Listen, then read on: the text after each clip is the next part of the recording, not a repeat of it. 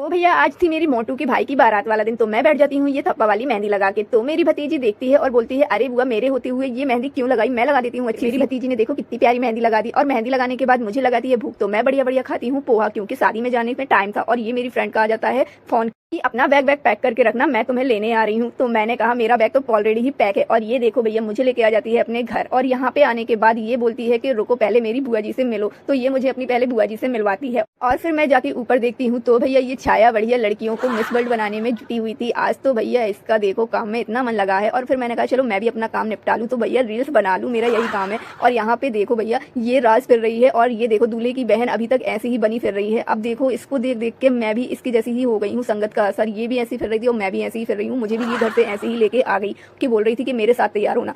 और भैया देखते ही देखते ये पूरी रात घूम घाम के आ जाती है सीधा घर। और घर आने के बाद ये देखो ये जुड़ जाती है अपने भाई को रेडी करने में, क्योंकि अब बारात का टाइम भी हो रहा था। तो खुद तो तैयार होती नहीं, लेकिन अपने भाई को पूरा चमचमा डाल रही है। और ये देखो इनकी कमी थी तो ये आ जाती है इनकी बड़ी दीदी, तो दोनों लोग बढ़िया मिलके अपने भाई को बना देती हैं दूल्हे राजा। और ये देखो अब दूल्हे राजा को तो रेडी कर दिया, अब जाती हैं लास्ट में ये खुद रेडी होने। और ये देखो पहुंच जाते हैं हम सीधा पार्लर। जब तक ये लोग रेडी होती हैं तो मैं सोचने लगती हूँ कि मैं अपनी रील्स ही बना लूँ। मैं पार्लर से कभी तैयार नहीं होती, मैं खुद से ही तैयार होती हूँ। और ये मैंने खुद से ही मेकअप किया है। कैसा लगा आप लोगों को कमेंट में जरूर बताइए। और भैया पार्लर में थोड़ा सा लेट हो गया था, तो भैया ये बारात ही हम लोगों को छोड़ के चली गई थी। लेकिन भैया ये बारात हम लोगों को रास्ते में मिल गई। तो ये देखो नाचते कूदते पहुंच जाते हैं सीधा अपनी मंजिल होटल में। और यहाँ पे देखो एंट्री के बाद ये रहा मेरी फ्रेंड का फाइनल लुक, कितनी प्यारी लग रही है। पार्लर में एंड टाइम पे पहुंचे थे तो इसका ज्यादा अच्छे से ना ही मेकअप हो पाया ना ही हेयर स्टाइल हो पाई, लेकिन फिर भी ये देखो कितनी खूबसूरत लग रही है, मुझे तो बहुत ही प्यारी लग रही थी ये। और ये देखो फिर हम लोग आ जाते हैं सीधा स्टेज पर। और फिर यहाँ पे देखो इसका फिर चालू हो जाता है अपने भाई को सजाने का। इसको तो लग रहा था कि आज मैं अपने भाई को सजाती ही जाऊँ, मेरा भाई हीरो ही लगता रहे। तो हर बहन को लगता है कि उसका भाई हीरो ही लगे।